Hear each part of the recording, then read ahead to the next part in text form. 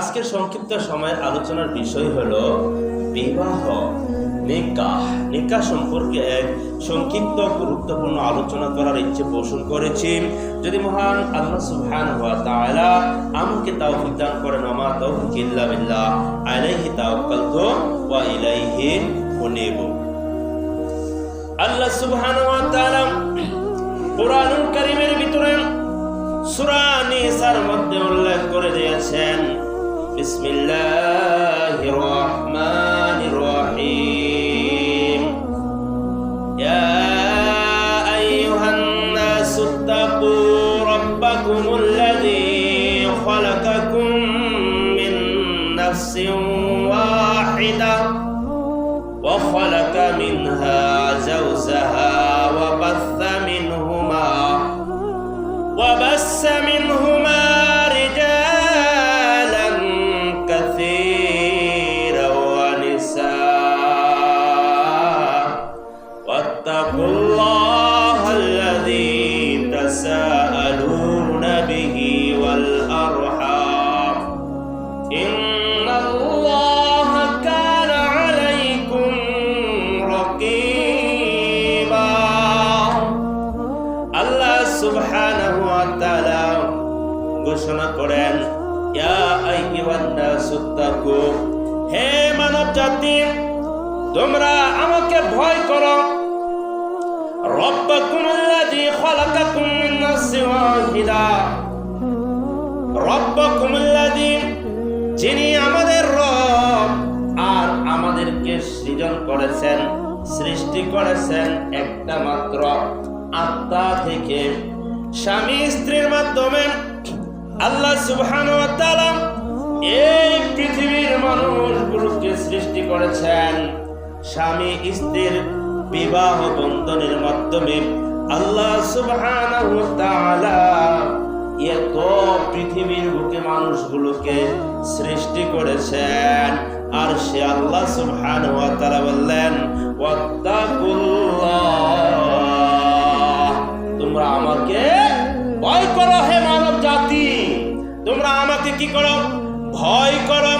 সম্মানিত দিনী ভাইরা, আমাদের সমাজের ভিতরে বর্তমানে যে বিবাহ শাদীগুলো হচ্ছে, এই বিবাহ শাদীর ভিতরে আমার মনে হয় শতকরা ৯৫টা বিবাহের ভিতরে অসৎ কাজকর্ম চলে, যেগুলো ইসলামের ভিতরে নয়, যেগুলো হলো ইসলামের বাহিরের কাজকর্ম। কি ভাই আছেন আমাদের সমাজের ভিতরে? পুরা সমাজকে আজকে জাহিলিয়াতে ঘিরে ফেলেছে। আজকে আমরা আল্লাহর নবীর সুন্নতকে বাদ দিয়ে নিজেদের মন গড়া ভাবে আমরা সমাজ পরিচালনা করি। আমরা বিয়ে শাদী বিভিন্ন কাজ কর্মগুলো করি। সম্মানিত দিনী ভাইরা, হজ করা কার হুকুম? আল্লাহর হুকুম। সালাত পড়া কার হুকুম? আল্লাহর হুকুম। সম্মানিত দিনী ভাইরা, বিবাহটাও হলো আল্লাহর হুকুম, রাসূলের সুন্নাহ। সম্মানিত দিনী ভাইরা, কেউ যদি এই বিবাহের ভিতরে বাদ্যযন্ত্র ইত্যাদি অনুষ্ঠানের মাধ্যমে বিয়ে শাদী করে, তাহলে তার জন্য দুটা পাপ হয়ে যাবে। একটা পাপ হবে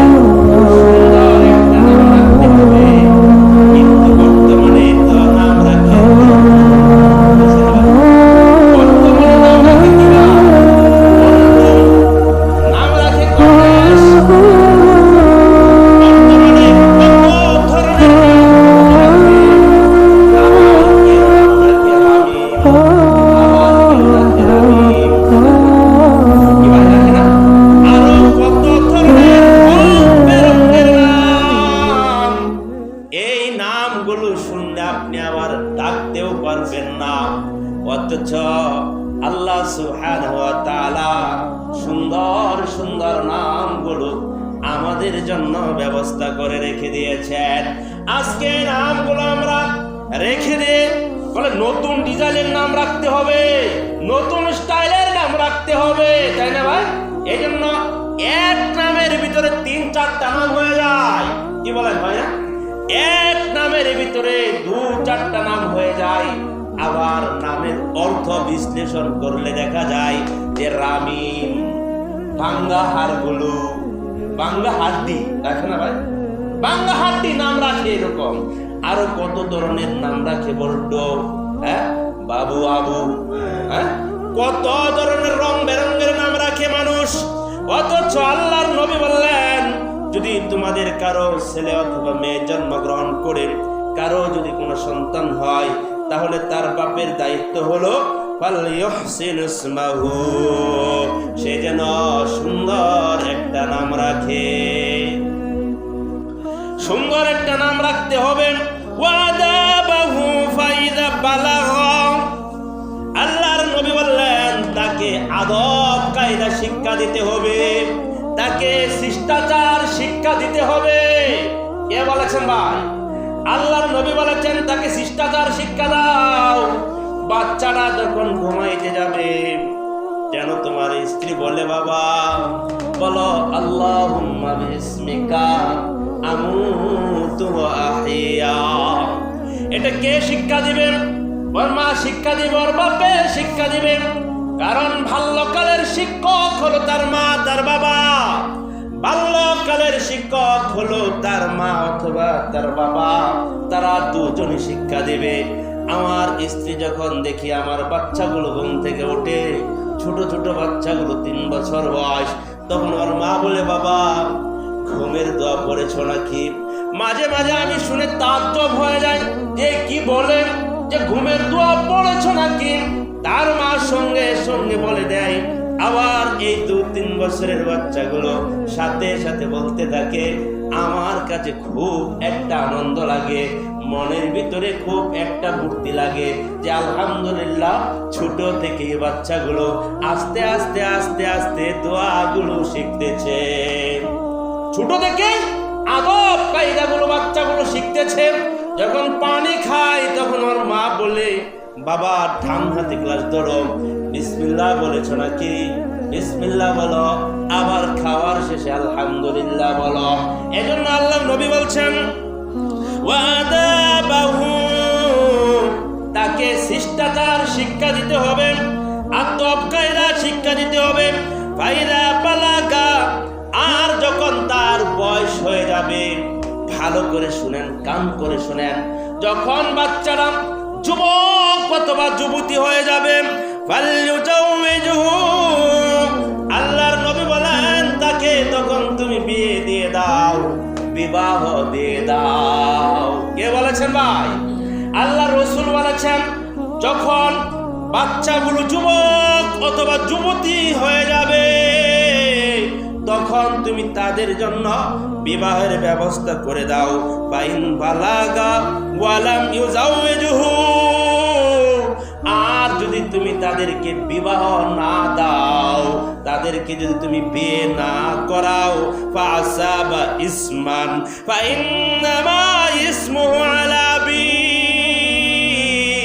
আল্লাহর রাসূল বলেন, আর যদি তুমি বিবাহ না দাও, বিবাহ না দেওয়ার কারণে তোমার ছেলে অথবা তোমার মেয়ে যদি কোনো পাপ কাজ কর্ম করে, তাহলে জেনে রাখো তোমার বাপের নামে সেই পাপটা লেখা হয়ে যাবে।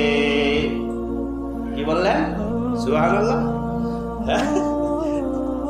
সম্মানিত দিনী ভাইরা, আল্লাহর নবী বলেন, যদি বাচ্চা ছেলে মেয়ে বড় হয়ে যায়, আর যদি তুমি তাদেরকে বিবাহ না দাও অথবা বিবাহ না করাও, আর যদি ওই ছেলে মেয়েটা কোনো পাপ কাজ কর্ম করে, তাহলে ওই পাপটা লেখা হবে ওর বাপের নামে।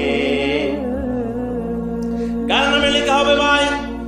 বাপের নামে পাপ লেখা হবে। কিন্তু ভাই রে ভাই, ছেলে আর মেয়ে হয়েছে, কত পাপ যে করেছে, করতেছে, আর সচক্ষে ওর বাপ মা দেখতেছে, কিন্তু তারপরেও কোনো কিছু বলে নাই, কোনো কিছুই বলে নাই। অথচ আল্লাহর নবী বললেন ওয়াদা বাহু, তাকে তুমি শিষ্টাচার শিক্ষা দিবে। তাহলে শিষ্টাচার শিখাবে কে? পিতামাতা। কিন্তু পিতামাতা যদি শিষ্টাচার শিক্ষা না দেয়, আর যদি তারা কোনো অপকর্ম করে, তারা যদি খারাপ কাজ কর্ম করে, তাহলে ওই পাপটা লিখে দেওয়া হবে কার নামে ভাই? ওর বাপের নামে। তাহলে খবরদার, যাদের ছেলে মেয়ে আছে, বিবাহের উপযুক্ত হয়েছে, ভালো পাত্র পেলে তাদেরকে দেখে শুনে বিবাহে দেওয়াটা সবচাইতে উত্তম।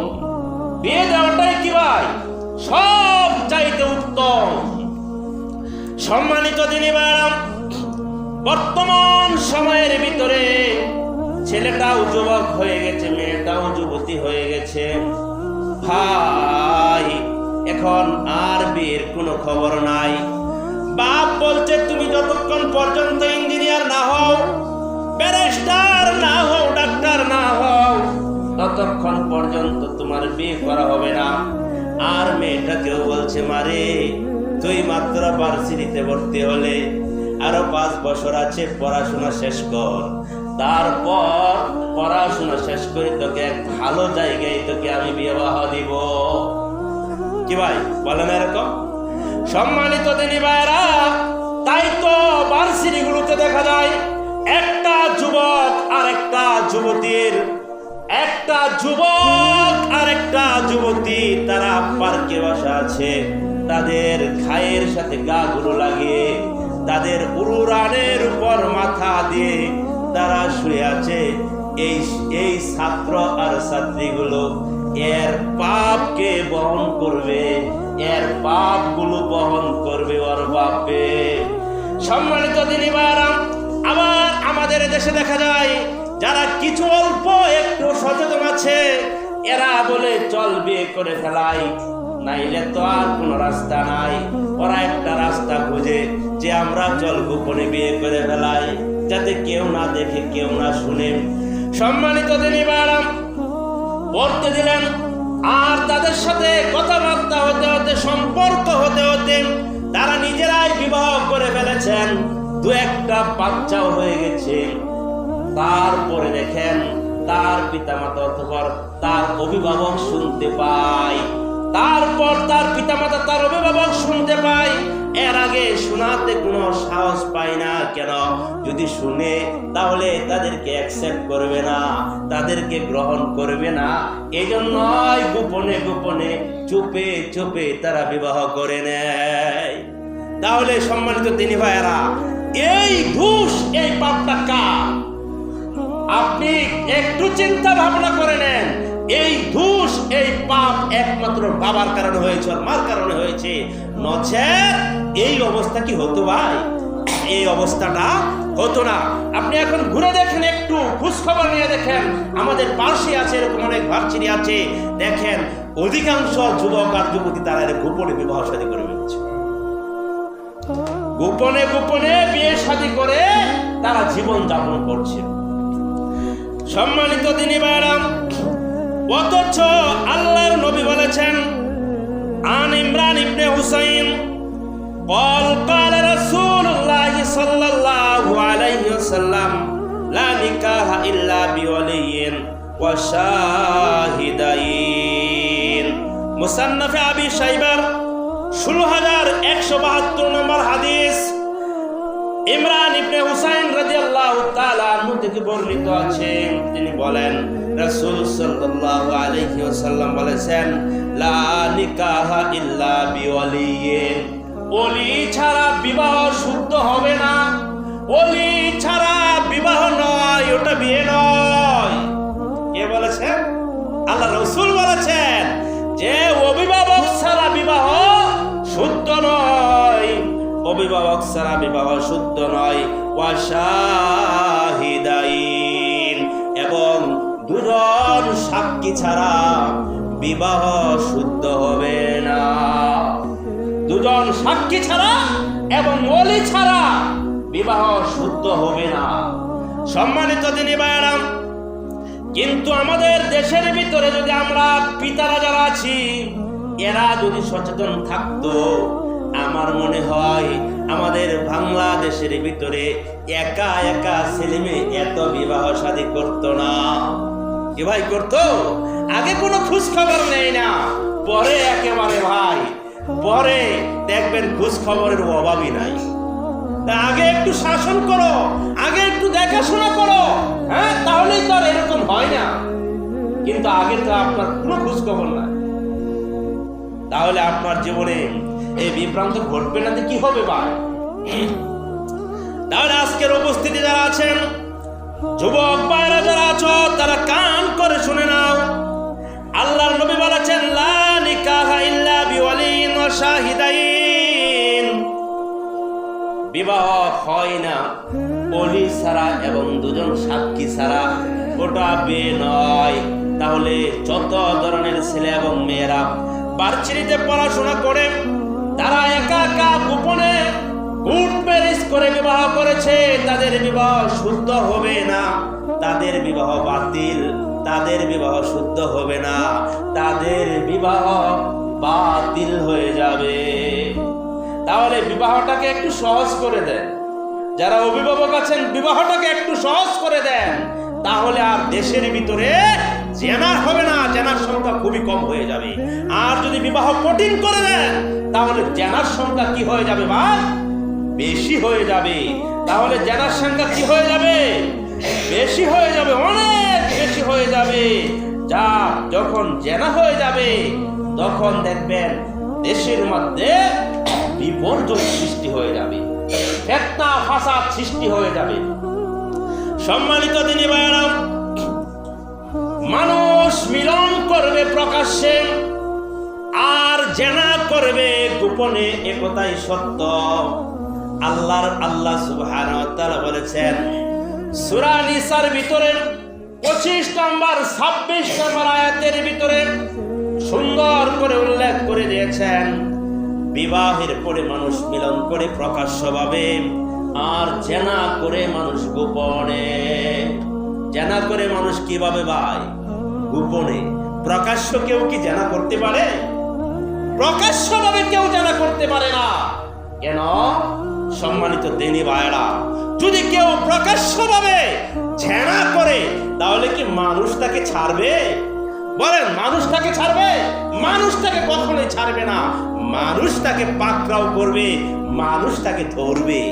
তাহলে সম্মানিত দিনী ভাইরা, আর যদি আপনি বিবাহ বন্ধনে আবদ্ধ হয়ে যান, বিয়ের পরে আপনি যেভাবে ইচ্ছা, যেইভাবে মনে চায় আপনি সেইভাবে তার সাথে মিলন করেন, যেভাবে ইচ্ছা সেইভাবে আপনি মিলন করেন, এতে কোনো সমস্যা হবে না, এতে মান সম্মানের কোনো ক্ষতি হবে না, এতে কারো কোনো সমস্যা হবে না। এজন্য আল্লাহর নবী বলে দিয়েছেন, তোমরা বিবাহটাকে সহজ করে নাও, বিবাহটাকে কঠিন করে দিও না। আর এখন বর্তমানে আমাদের দেশে বিবাহ করতে গেলে আগে কাবিলের টাকা ফুরাইতে হয়, আগে 1.5 মোহর ফুরাইতে হয়। যে ভাই 1.5 মোহর কয় টাকা দিবে? 10 লাখ দিবে না 20 লাখ দিবে? 5 লাখ দিবে না 10 লাখ দিবে? 20 লাখ দিবে? যদি 10 লাখ দেয় তাহলে বিবাহ হবে, নচেত বিবাহ হবে না। কি ভাই, নচেত বিবাহ হবে? আরে ভাই কয় লাখ? বলে কাবিলের টাকা কয় লাখ দিচ্ছেন? বলে ভাই আমার মেয়ের তো 20 লাখ দিছি। ভাই আছেন এরকম মাস্তান নেতা? হ্যাঁ, বিবাহ কাজ একটা শুরু হয়ে গেছে এলাকার ভিতরে, বলছে ভাই কয় লাখ টাকা কাবিল দেবো? বলে ভাই 10 লাখ দেন। 10 লাখ টাকা কাবিল হইল নাকি? তাহলে আমার মেয়ের কাবিল দিচ্ছি 20 লাখ টাকা। আমার মেয়ের কাবিল দিছি ভাই 20 লাখ টাকা। বলে 10 লাখ টাকা একটা কাবিল হলো নি। আরে ভাই 20 লাখ টাকা কাবিল দিলে লাখে যদি 2,000 হয়, তাহলে কত হয়ে যাবে? 40,000। 10 লাখ হইলে 20,000 হয়ে যাবে। এটা কে পাবে? কাজী সাহেব পাবে। সম্মানিত দিনী ভাইরা, আমি দেখেছি এমন বিবাহ হয়েছে সমাজের ভিতরে, হ্যাঁ, ছেলের পক্ষ টাকা দিতে পারে না, মেয়ের কাছ থেকে টাকা আনে, মেয়ের বাপের কাছ থেকে টাকা আনে, এই কাবিলের টাকা দিয়েছে। অথচ আল্লাহ নবী বলেছেন তোমরা অল্প কিছুর বিনিময় হলে, মোহরের বিনিময় হলে তাকে তোমরা বিবাহ বন্ধনে আবদ্ধ হয়ে যাও, বিবাহটাকে তোমরা সহজ করে নাও। আর আমাদের দেশের বিবাহ আপনি আর আমি কঠিন করে দিলাম। আর এজন্যই দেখেন সমাজের ভিতরে জেনা ব্যাপকভাবে প্রচলন হয়ে গেছে। জেনার এই দেশে লাইসেন্সও আছে না ভাই? জেনার ব্যভিচারে এই দেশে লাইসেন্সও আছে। কেন? এই বিবাহটাকে কঠিন করে দেওয়ার কারণে। আল্লাহর নবীর কাছে একজন পুরুষ আসলেন। আল্লাহর নবী জিজ্ঞেস করলেন, তুমি কি বিবাহ করেছো? আল্লাহর নবীর কাছে বললেন, না আমি বিবাহ করি নাই। আল্লাহর নবী তাকে বললেন, তোমার কাছে কি স্বর্ণ মুদ্রা পয়সা করে আছে নাকি? ওই লোকটা বললেন, না আমার কাছে নাই। আল্লাহর নবী বললেন, তাহলে তুমি কোরআন পড়া জানো নাকি? তখন লোকটা বললেন, হ্যাঁ আমি কোরআন পড়া জানি। আল্লাহর নবী বললেন, তুমি তাকে কোরআন শিখিয়ে দিবে, এটাই হবে তোমার মহারানা। এটাই হবে কি তোমার মহারানা। তাহলে আমাদের দেশে কি ভাই সব উল্টা চলছে না? সব কিছু চলছে কি ভাই উল্টা। আমাদের সব ভাও কাজগুলোকে আজকে উল্টা করে দেওয়া হয়েছে। সম্মানিত দিনী ভাইরা, আল্লাহ সুবহানাহু ওয়া তাআলা তাই ঘোষণা করে দিয়েছেন, ফানকিহুহুন্না বিইذনি আহলিহিন্না ওয়া উতুহুন্না উজুরাহুন্না বিল মারুফ। দেখেন আল্লাহর বিধান কত সহজ, কত সুন্দর। হ্যাঁ, কত সুন্দরভাবে আল্লাহ ঘোষণা করে দিয়েছেন, ফানকিহু, তোমরা বিবাহ করো, মা তাবা লাকুম মিনান নিসাই, নারীদের মধ্য থেকে যাকে তোমার পছন্দ হয় তাকে তোমরা বিবাহ করো। আলহামদুলিল্লাহ। তাহলে আমাদের যদি এটা আল্লাহ করে দিতেন যে যাকে বলা হবে বিয়ে করতে তাকেই করতে হবে, তাহলে এটা কঠিন হয়ে যেত না? কিন্তু আল্লাহ তো সহজ করে দিলেন, নারীদের ভিতরে যাকে তোমার পছন্দ হয় তাকে তোমরা বিবাহ করো। আলহামদুলিল্লাহ। কিসের বিনিময়ে? মাহরের বিনিময়ে, দেড় মাহরের বিনিময়ে তোমরা তাদেরকে বিবাহ করো। তার পিতার অনুমতি ক্রমে বিয়ে করতে হবে। আল্লাহ বলে দিয়েছেন। কার অনুমতি ক্রমে ভাই? পিতার অনুমতি ক্রমে বিবাহ করতে হবে। ওলির অনুমতি ছাড়া বিবাহ শুদ্ধ হবে না। আল্লাহ বলছেন, বিইذনি আহলিহিন্না, তোমার